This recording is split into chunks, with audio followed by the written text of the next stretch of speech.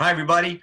I want to jump right in and talk about Robert Greenleaf, who actually coined the expression and the term servant leadership back in the 70s. So it's been around almost a half century. And if you go to their website, and I encourage you to do it if you just want to learn about it or learn more, they say that servant leadership is a philosophy and set of practices that enriches the lives of individuals, builds better organizations, and ultimately creates a more just and caring world. You know, most have an idea of what servant leadership is, and when you hear that definition you go, oh yeah, I get that. You know, if you think about somebody in your present or past who inspired you through compassion and understanding, they were modeling tenets of servant leadership.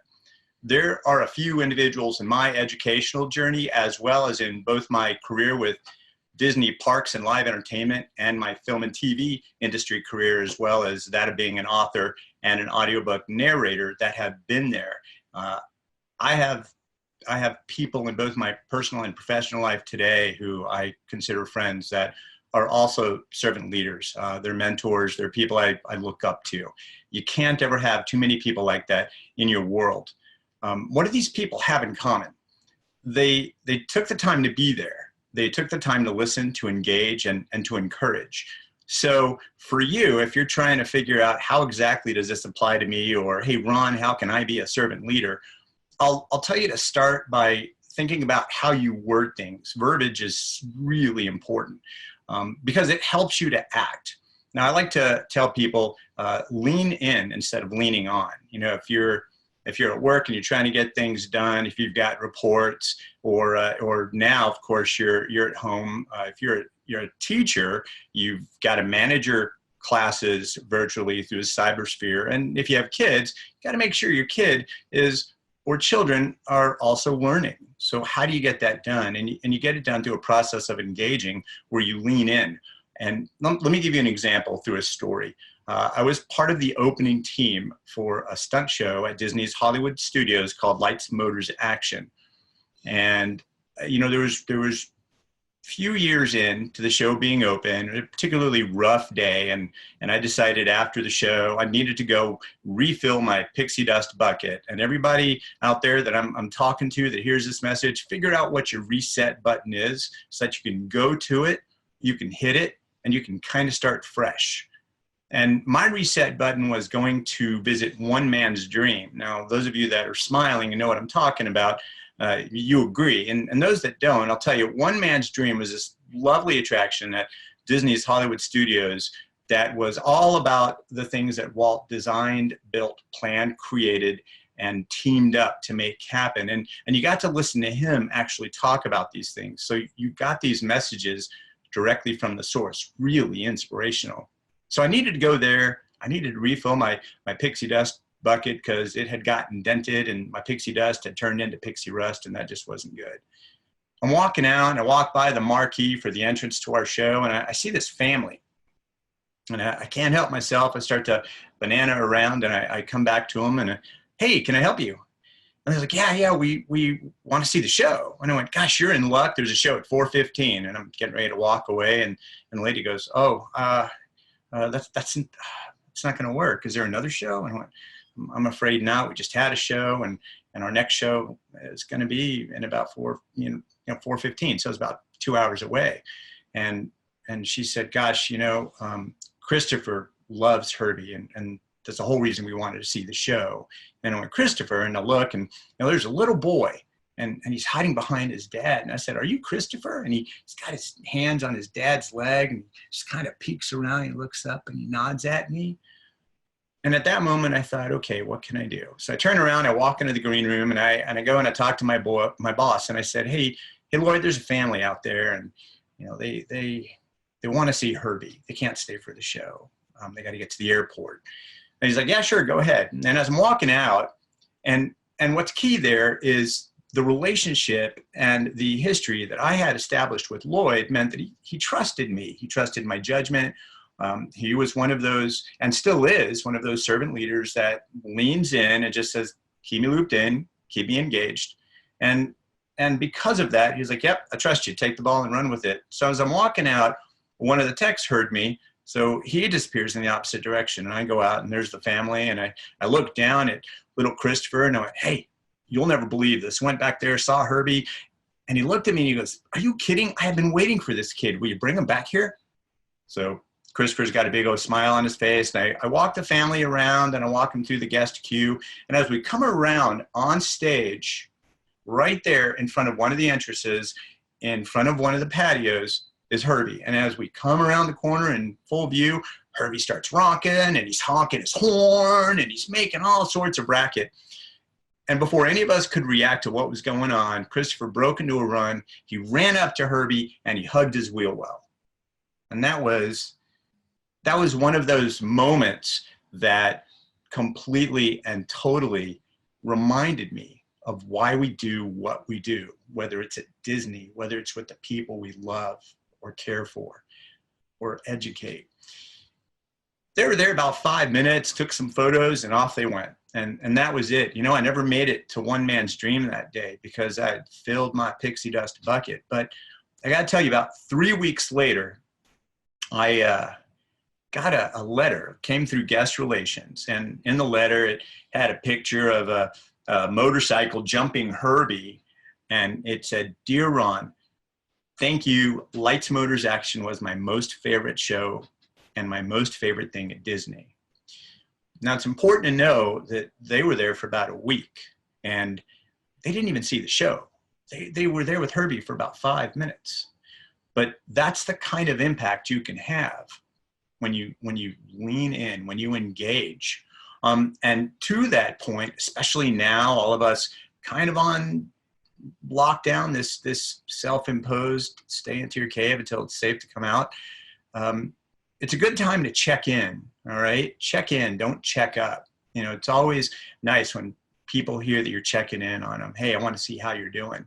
You know, pick up a phone, make a phone call, set up a Zoom conference. If you know, you miss a group of people, maybe a group of coworkers, set up a big, huge Zoom get together for family. You know, got to participate in a huge Passover Seder that involved 4 generations of family. Would never have happened in real life. It was impossible. These people were all over the world.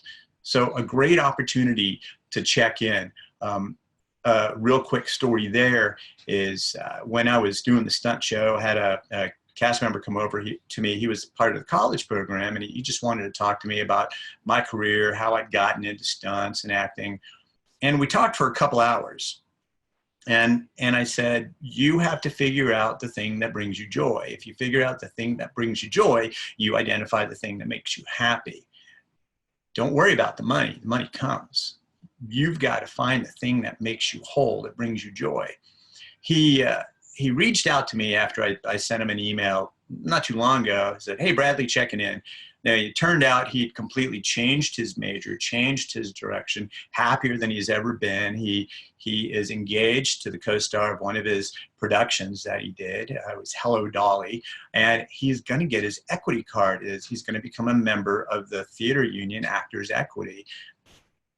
The guy is so excited and so proud, and me, all I did was have a conversation with him. So it's really important to think about what your impact is on other people and how you can make a difference, because you'd be surprised. You'd be surprised. A thing that is really important to me, and it's really important to people who engage in servant leadership, is to mean what you say and stand behind what you ask. People who know me know that if we're walking down the street as a group and someone approaches us and they say to me, "Hey, how you doing?" I will stop. I will turn. I go, "Gosh, you know, actually I'm doing really awesome. I'm hanging out with all these beautiful people. We had coffee this morning. We ate at that pancake place. Dude, chocolate chip pancakes are the best." There have been times where people will stop and they will just listen to me and they're like, "All right." Now, a lot of times they just keep walking because they didn't mean it. You have a chance to mean it. When you're talking to your peers, when you're talking to your family, you're talking to your friends, you're talking to your work colleagues, especially now. There are so many ways that we can stay in touch with each other. It is inexcusable. Make it a point to reach out and check on people, because you have no idea what kind of a difference you're going to make. My first leadership opportunity also came at Disney's Hollywood Studios, where I was part of the photo pass team, and really passionate about what I did, very passionate about what we did and the product we provided. And there was one particular cast member who I kept running into, and I kept asking her how she was doing, and she was like, fine. I was like, okay. I happened to bump into her one day backstage by the bungalows, and I said, Angela, how you doing? And I just looked at her. I didn't say a word.